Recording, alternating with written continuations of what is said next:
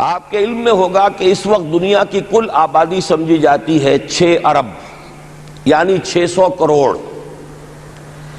اس میں کم سے کم 120 کروڑ مسلمان ہیں امت مسلمہ. گویا کہ ہر 5واں انسان جو ہے دنیا میں وہ حضور صلی اللہ علیہ وسلم کا کلمہ پڑھتا ہے. اتنی بڑی تعداد. اس کے ساتھ ہی کتنا بڑا علاقہ جو ہے اس زمین کا وہ اللہ تعالیٰ نے اس امت کے قدموں تلے رکھا ہے. اگر آپ نے نقشہ دیکھا ہو دنیا کا تو آپ کو معلوم ہونا چاہیے کہ شمال میں جو بہت بڑا یہ نظر آتا ہے سائبیریا اور روس کا علاقہ، یہ سب غیر آباد ہے. اس طرح شمالی امریکہ میں بھی کینیڈا سے اوپر بڑے بڑے آپ کو بر اعظم سے نظر آئیں گے، یہ سب غیر آباد ہیں. جو آباد علاقہ ہے دنیا کا اور جو زرخیز علاقہ ہے دنیا کا، اس کا کتنا بڑا حصہ ہے کہ جو امت محمد صلی اللہ علیہ وسلم کے قدموں تلے. انڈونیشیا ملائیشیا سے چلے آئیے، اس کے بعد مسلسل چاہے کہیں مسلمان اقلیت میں تھوڑے بہت ہیں، لیکن پھر بنگلہ دیش آتا ہے، بڑی عظیم اکثریت کا ملک ہے.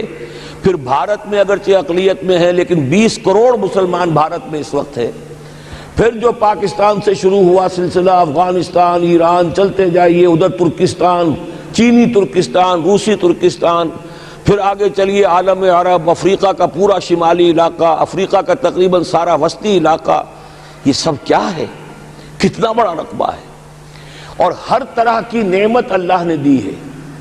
اس میں نباتات بھی ہیں، اس میں معدنیات بھی ہیں، اور سب سے بڑھ کر آج کی دنیا میں جو اہم ترین شے ہے کہ پیٹرول جو ہے، تیل جو ہے، اس کے سب سے بڑے ذخائر وہ ہیں کہ جو مسلمانوں کے قدمے تلے. اتنی تعداد میں ہونے کے باوجود، اتنے وسائل کے پر بظاہر قابض ہونے کے باوجود، سوال یہ ہے کہ کیا آج دنیا میں امت مسلمہ کو عزت حاصل ہے یا یہ ذلیل ہے؟ اسے غلبہ حاصل ہے یا مغلوب ہے؟ اسے کوئی دنیا میں وقار حاصل ہے یا یہ بالکل بے وقار ہو کر رہ گئی؟ یہ بات ہے جو ہمارے سمجھنے کی ہے. آج کیوں ذلیل کہ کل تک نہ تھی پسند گستاخی فرشتہ ہماری جناب میں. اس وقت صورت یہ ہو چکی ہے، آپ کو معلوم ہے کہ ہر جگہ پر پسماندگی کا نشان مسلمان ہیں. ہمارے سارے وسائل پر دوسروں کا قبضہ ہے. ایک ہی شے رہ گئی تھی تیل، خلیج کا تیل، اس پر بھی آ کر امریکہ کی فوجیں اس کے سر پر بیٹھ گئی ہیں. سارا کا سارا تیل اب ان کے قبضے میں ہے. ادھر خلیج کے دہانے کے دونوں طرف وہ اپنے مورچے بنا رہے ہیں تاکہ یہاں کسی کا داخلہ نہ ہو سکے. بڑے بڑے جتنے لوگ ہمارے ہیں ان سب کی دولت ان کے پاس ہے. کہنے کو تو سلطان آف برونائی دنیا کا امیر ترین آدمی ہے، لیکن دولت ہے کہاں اس کی؟ انویسٹڈ تو وہی ہے، اسی کے بینکوں میں ہے، انہی کی کمپنیوں میں ہے. کسی کے پاس کچھ نہیں ہے. سعودی عرب کے کوئی ڈالرز ہیں تو کہاں ہیں؟ جیسے شہنشاہ ایران کا جو اثاثہ تھا، سرمایہ تھا، جو سارا کا سارا انہوں نے جو ہے وہ فریز کر لیا. تو یہ دولت تو ساری وہی ہے. کہنے کو ہے کہ آپ کے اکاؤنٹ میں اتنا روپیہ ہے، لیکن سوال یہ ہے کہ وہ اکاؤنٹ فی الواقع کس کے قبضے میں ہے؟ پھر آپ کو معلوم ہے کس طریقے سے مسلمانوں کے ساتھ سلوک ہو رہا ہے. ہر جگہ پر جہاں چاہیں، جس طرح چاہیں انہیں ستا لیں. اور ان میں بھی سب سے بڑھ کر جو بات میں آپ سے کہوں گا، آج دنیا میں جتنے بڑے پیمانے پر محمد عربی صلی اللہ علیہ وسلم کی توہین و تذلیل ہوئی ہے، پوری انسانی تاریخ میں نہیں ہوئی. رشدی نے کتاب لکھی، بدترین حملے کیے. کیا رنگیلا رسول کتاب تھی جو لکھی تھی کسی ہندو نے، جس کو کہ ایک مسلمان نے پھر خنجر گھونپ کر اور ہلاک کر دیا تھا. وہ تو کچھ بھی نہیں تھی. اس کتاب کو رنگیلا رسول کو 100 سے ضرب دیجئے تو یہ کتاب بنتی ہے سیٹنک ورسز، اور وہ ملینز نہیں بلینز کی تعداد میں شائع ہوئی. اس کے خلاف احتجاج اگر کسی نے کیا ہے تو ان کے اوپر جوتے پڑے ہیں، ان پر ڈنڈے پڑے ہیں. پوری مغربی دنیا اس کے پیچھے آ گئی ہے، سپورٹ کیا ہے. لے دے کے ایک ملک نکلا ایران، اس نے کم سے کم یہ کہ اس کے قتل کا فتویٰ تو دیا، لیکن کیا کرے، قتل کرنے کی تو نوبت نہیں آئی. پورا عالم عیسائیت اس کی پشت پناہ ہے، اس کی مدد کر رہا ہے. یہ اتنی بڑی توہین محمد رسول اللہ صلی اللہ علیہ وسلم کی اور آپ کی ازواج مطہرات کی اور یہ بظاہر ایک ایسے شخص کے ہاتھوں جس کا نام مسلمانوں کا سا ہے، اس کا اتنا بڑے پیمانے پر ہونا، اور پھر یہ کہ مسلمان 120 کروڑ ہونے کے باوجود کچھ نہیں کر سکتے۔ میں وہ چیزیں نہیں گنوانا چاہتا کہ 15 لاکھ جو ہیں وہ ہمارے افغان بھائی جو ہیں انہوں نے جانیں دیں، فائدہ کس کو پہنچا؟ تاحال امریکہ کو، کہ اس کی جو مد مقابل قوت تھی USSR وہ ختم ہو گئی۔ اسی طریقے سے جو کچھ کشمیر میں ہو رہا ہے، ہماری بے حمیتی بے غیرتی کا عالم یہ ہے، ہم کچھ اندر خانے تھوڑی بہت کو مدد کر کے سمجھتے ہیں کہ ہم نے فرض ادا کر دیا، جبکہ فرض تو یہ ہونا چاہیے تھا کہ ہم براہ راست اعلان کرتے اور انڈیا کو الٹیمیٹم دیتے کہ سٹاپ دس بزنس، یا یہ کہ پھر ہم سے جنگ ہے۔ جنگ کا نتیجہ تو پھر اللہ جس کو چاہے دے گا، اگر انسان اللہ تعالیٰ پر اعتماد رکھتا ہو، توکل رکھتا ہو، اپنے موقف کی حقانیت پر بھی اسے یقین ہو، تو کم من فیۃ قلیلۃ غلبت فیۃ کثیرۃ، تاریخ میں ہمیشہ ہوتا آیا ہے کہ چھوٹی قوتیں جو ہیں ان کو غلبہ اللہ نے عطا کیا ہے بڑی قوتوں پر، لیکن بے غیرتی کا عالم یہ ہے، بے حمیتی کا عالم یہ ہے۔ زبانی کلامی ہم سے بڑا ہمدرد کوئی نہیں مسلمانان کشمیر کا، جس لیڈر کو دیکھو بڑھ چڑھ کر بیان دے گا، لیکن عملاً ہم کیا کر رہے ہیں؟ یہ ساری صورتحال جو میں نے آپ کو بتائی ہے، ویسے تو اب یہ کہ اگر اس میں ایک خاکہ سا میں نے آپ کے سامنے رکھا ہے، اس میں رنگ بھروں تو ظاہر ہے کہ یہ پورا گھنٹہ اسی میں لگ جائے گا، لیکن جو اس کا اصل لب لباب ہے وہ یہ ہے کہ ہم اپنی جگہ بڑے خوش ہیں کہ ہم امت مرحوم ہیں، ہم تو امت محمد ہیں صلی اللہ علیہ وسلم، ہم تو اللہ کے پیارے ہیں، ہم اللہ کے لاڈلے ہیں، ہمیں اللہ کی شفاعت، ہمیں اللہ کے رسول کی شفاعت بھی ملے گی، جنت تو گویا کہ ہمارا پیدائشی مقام ہے۔ یہ سارے جو بھی ہمارے ذہنوں کے اندر ہیں خیالات، اور یہ جو ہمارے من گھڑت عقائد ہیں، آپ سوچئے کہ جب ہم جو آبجیکٹیو کنڈیشنز ہیں، گیون کنڈیشنز ہیں، جو سامنے کے حالات ہیں، ان سے جب تقابل کرتے تو معاملہ بہت مختلف ہے۔ یہ کیوں ہے؟ اصل میں سوال جب تک آپ اپنے سامنے نہیں رکھیں گے، اس کا جواب جو ہے اب اس پر غور کیجئے، کیوں ہے؟ کیا اللہ تعالیٰ کو محمد الرسول اللہ کی عزت و حرمت پیاری نہیں ہے؟ کیا محمد الرسول اللہ اللہ کے پیارے نہیں ہیں؟ حبیب رب العالمین نہیں ہے؟ کیا اللہ تعالیٰ کو کفار سے زیادہ محبت ہے؟ کیا وجہ ہے؟ رحمتیں ہیں تیری اغیار کے کاشانوں پر، اور برف گرتی ہے تو بیچارے مسلمانوں پر۔ سائنس میں وہ آگے ہیں، مالیات پر ان کا شکنجہ کسا ہوا ہے پوری دنیا پر، تہذیب ان کی ہے، تمدن ان کا ہے، ہم تو ان کے کیمپ فالوورز ہیں، نقش قدم پر چل رہے ہیں، ہم تو ان کی صرف یہ کہ نقالی کر رہے ہیں۔ تو سوچئے وجہ کیا ہے؟ کیا اللہ کو کفر زیادہ پسند ہے اسلام سے؟ کیا اللہ کو محمد الرسول اللہ صلی اللہ علیہ وسلم کی عزت و حرمت کا کوئی خیال نہیں؟ سوچنے کی بات ہے۔ ظاہر بات ہے کہ ان سوالات کا جواب تو ہاں میں آپ نہیں دے سکتے، یقیناً ایسا نہیں ہے۔ بہرحال وہ کافر ہیں، وہ اللہ کو نہیں مانتے، اللہ کے رسول کو نہیں مانتے، چلیے اللہ کو کسی نام سے مان لیا، گاڈ کہہ دیا، لیکن اللہ کے رسول کو تو نہیں مانتے۔ ایمان کا سارا دار و مدار تو رسالت پر ہے، اللہ کے اس کلام کو تو نہیں مانتے، اور اس کے باوجود ان کے لیے عزت ہے، رحمتیں ہیں تیری اغیار کے کاشانوں پر، برف گرتی ہے تو بیچارے مسلمانوں پر۔ یہ ایک لمحہ فکریہ ہے، یہ سوچنے کی بات ہے کہ ایسا کیوں ہے۔ اس کا جو جواب میں آپ کو دوں گا وہ ذرا سا کڑوا جواب ہے، نوارا تلخ ترمیزن چو ذوق نغمہ کمیابی۔ بات کہنی پڑتی ہے، جب تک کہ کڑوی بات کہی نہ جائے، حقائق کو دیکھنے کی جرت پیدا نہ کی جائے، مواجہہ نہ کیا جائے، فیکٹس کو فیس نہ کیا جائے، اس وقت تک بات صحیح نہیں ہوگی، اور نہ ہم صحیح تشخیص کر سکیں گے، نہ صحیح تجویز کی طرف ہمارا ذہن منتقل ہوگا۔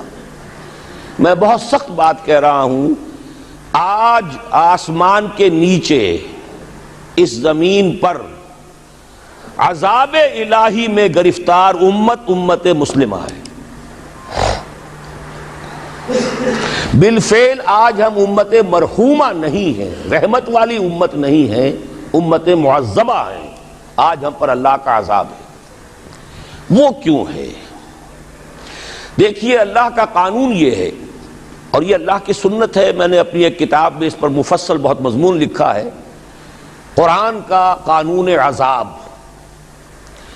ایک عذاب تو آیا کرتا تھا ان قوموں پر جن کی طرف اللہ رسول بھیجتا تھا، اِنَّا أَرْسَلْنَا نُوحًا إِلَىٰ قَوْمِهِ، اگر رسول کی بات مان لی تو قوم کے لیے بہت خوشحالی ہے، مبارکباد ہے، اللہ کی رحمتوں کے سائے ہیں، اور نہیں مانی تو بربادی ہے، تباہی ہے، خاتمہ ہے۔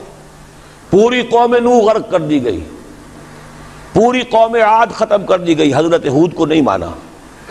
پوری قوم سمود ختم کر دی گئی، حضرت صالح کو نہیں مانا۔ عمورہ اور صدوم کی بستیاں ختم کر دی گئی، حضرت لوط کو نہیں مانا۔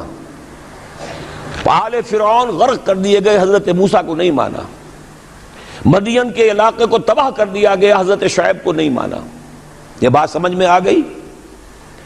لیکن جب سے نبوت اور رسالت کا سلسلہ ختم ہوا، اس قسم کا عذاب اب دنیا میں نہیں آ سکتا۔ وَمَا كُنَّا مُعَذِّبِينَ حَتَّى نَبْعَثَ رَسُولًا، ایسا عذاب ہم نہیں بھیجتے رہے جب تک کہ رسول کو نہ بھیج دیں۔ رسول آ گیا، اس نے حق کو بیان کر دیا، بات کو کھول کھول کر مبرہن کر دیا، ہر چیز واضح کر دی، کوئی مغالطے کا امکان نہ رہا۔ جاء الحق وزهق الباطل، ہر شے جو ہے دودھ کا دودھ، پانی کا پانی جدا ہو گیا۔ اب بھی جس نے نہیں مانا تو معلوم ہوا اس میں کوئی خیر نہیں ہے، اب خیر کا فقدان ہے۔ تو اس قوم کو جیسے کہ آپ باغ کے اندر جھاڑو دے کر جب بھی کوئی آندھی چلے تو پتے گرے ہوئے ہوتے ہیں، ان پتوں کو ایک جگہ جمع کر کے دیاسلائی دکھا دیتے ہیں تاکہ یہ پتے جو ہیں یہاں پر بدزیبی کا ذریعہ نہ بنے، تو پوری قوم ہلاک، کأن لم یغنوا فیہا، ایسے ہو گئے جیسے تھے ہی نہیں۔ یہ عذاب اب نہیں آئے گا، اس لیے کہ آخری نبی، آخری رسول محمد الرسول اللہ صلی اللہ علیہ وسلم۔ اب آج جو عذاب آتا ہے، دیکھیے کافروں کے لیے عذاب اصل میں آخرت میں ہے۔ دار العذاب، دار الجزا، وہ تو آخرت ہے، یہ تو دار الامتحان ہے۔ اب جو عذاب آتا ہے وہ اس قوم پر جو ہو تو حامل کتاب الہی، شریعت خداوندی کی کسٹوڈین، اللہ کے رسول کی نام لیوا، اس کے ساتھ عشق کا دعویٰ کرنے والی، عمل اس کے برعکس ہو۔ حالانکہ اللہ نے اگر اسے وہ مقام دیا، اللہ نے اس کی طرف رسول بھیجا اور اسے رسول کے امتی بننے کا شرف عطا کیا، اسے اپنا کلام دیا، کتاب دی، اسے اپنی شریعت دی، تو کس لیے دی؟ تاکہ اس پر خود بھی عمل کریں، اسے دوسروں تک بھی پہنچائیں۔ وہ گویا کہ اس روئے ارضی پر وہ امت، وہ قوم اللہ کی نمائندہ قوم ہوتی ہے، ریپرزنٹیٹو ہوتی ہے۔ اے انسانوں، ہمارے پاس ہے تمہارے خالق اور مالک اور پروردگار کا قانون، ہمارے پاس ہے اس کی ہدایت، ہمارے پاس ہے اس کی کتاب، ہمارے پاس ہے اس کے رسول کا اسوہ۔ آؤ ہماری طرف، ہمیں جانچو، ہمیں پرکھو، ہمیں دیکھو، ہم واقعتاً اسی کتاب کے مطابق چل رہے ہیں نا؟ دیکھ لو ہم جو کہتے ہیں وہی کرتے ہیں نا؟ وہی بات تو نہیں ہے کہ لما تقولون ما لا تفعلون، کبر مقتا عند اللہ ان تقولوا ما لا تفعلون۔ آؤ دیکھو ہم نے اس کتاب کے مطابق، اللہ کی ہدایت کے مطابق کیسا اچھا معاشرہ بنایا ہے، کیسا انصاف ہے، کیسا امن ہے، کیسا بھائی چارہ ہے، کیسی اخوت ہے۔ آؤ دیکھو ہمارے ہاں تقسیم دولت کا نظام کتنا صحیح ہے۔ ایسا نہیں ہے کہ کوئی جو ہے اسے دولت کی بدہضمی ہو رہی ہو اور کوئی وہ ہے کہ جو بھوکا مر رہا ہو، ایسا نہیں ہے۔ دیکھو ہمارے ہاں انسانی شرافت، انسانی عزت، انسانی پریسٹیج اور انسانی حقوق بہتر سے بہتر شکل میں موجود ہیں، حریت ہے، آزادی اظہار رائے ہے، سب کچھ ہے۔ یہ کام اگر وہ امت کرے تو اس سے زیادہ خوش نصیب کوئی نہیں۔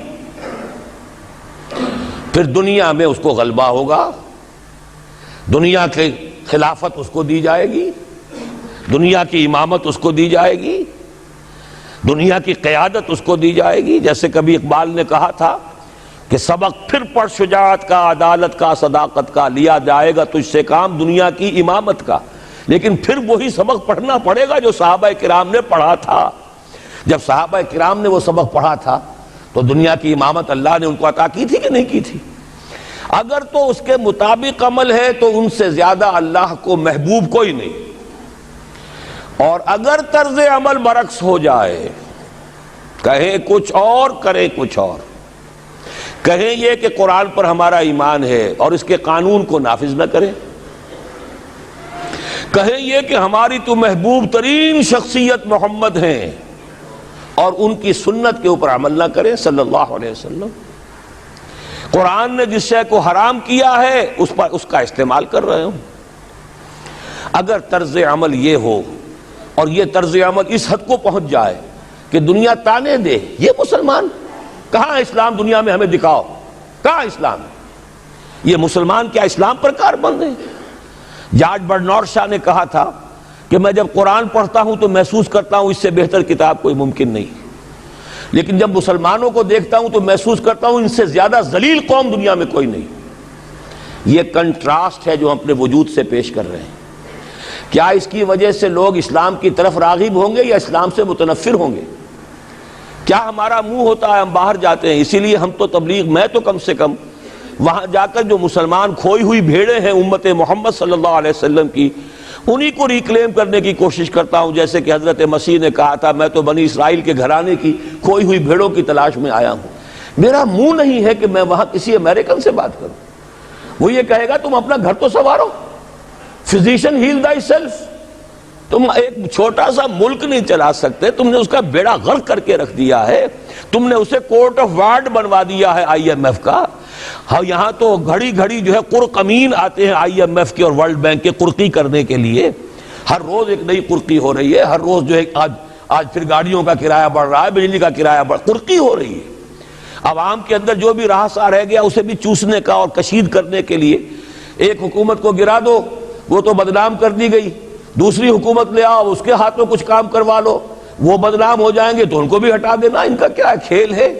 یہ کھیل کھیلتے رہیں گے اور اس میں یہ ہے کہ اپنی قرقیاں کرتے چلے جاؤ. یہ حال اب کیا میرا منہ ہے کہ میں جا کر وہاں بات کروں؟ تم اپنے گھر کو دیکھو, تم اپنے ملک کو دیکھو. ایک وہ ہے جنہیں تصویر بنا آتی ہے, ایک تم ہو کہ لیے اپنی بھی صورت کو بگاڑ.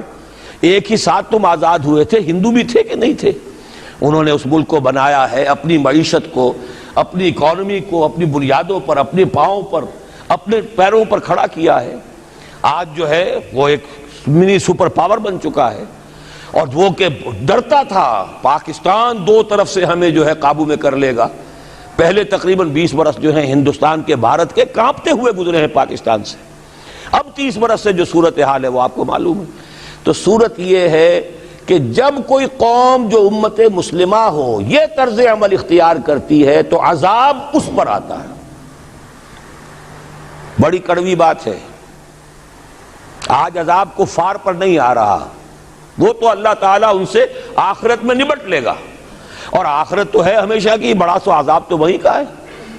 وَلَعَذَابُ الْآخِرَةِ أَكْبَرُ لَوْ كَانُوا يَعْلَمُونَ. دنیا میں کفار پر عذاب آتا تھا جب کوئی رسول بھیج دیا جائے, اب رسول آئے گا نہیں, لیکن اب دنیا میں جو عذاب آتا ہے وہ مسلمان امت پر آتا ہے.